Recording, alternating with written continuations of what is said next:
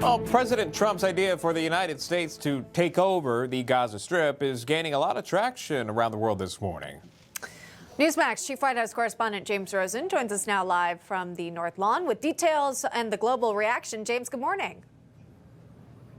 Emma and Sean, good morning once again to you. In outlining his view that the Gaza Strip could be raised and rebuilt and redeveloped into what he called the Riviera of the Middle East, President Trump not only evoked his high-flying past as a top real estate developer, but he also effectively laid waste to the concept that has governed United States diplomacy toward the Israeli-Palestinian conflict for some 3 decades, namely the two-state solution.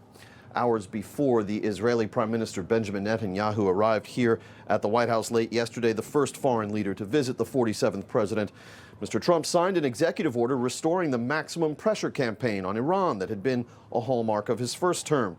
But the question of what happens next in Gaza loomed even larger. The coastal enclave of 2 million Palestinians lies in rubble, with tens of thousands dead in the Israel-Hamas war that began with the terror group's attack on Israel in October 2023. In his remarks in last night's joint news conference, President Trump was remarkably specific.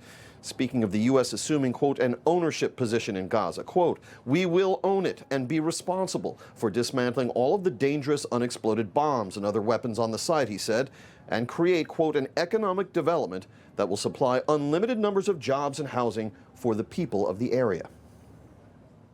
I've studied this very closely over a lot of months, and I've seen it from every different angle, and it's a very, very dangerous place to be, and it's only going to get worse.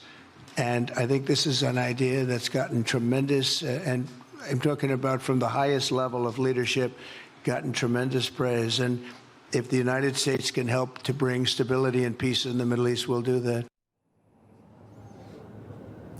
Asked specifically if his proposal meant he did not support a two-state solution, Mr. Trump said, it doesn't mean anything about a two-state or a one-state or any other state. It means, he said, we want to give people a chance at life. You cut to the chase. You see things others refuse to see.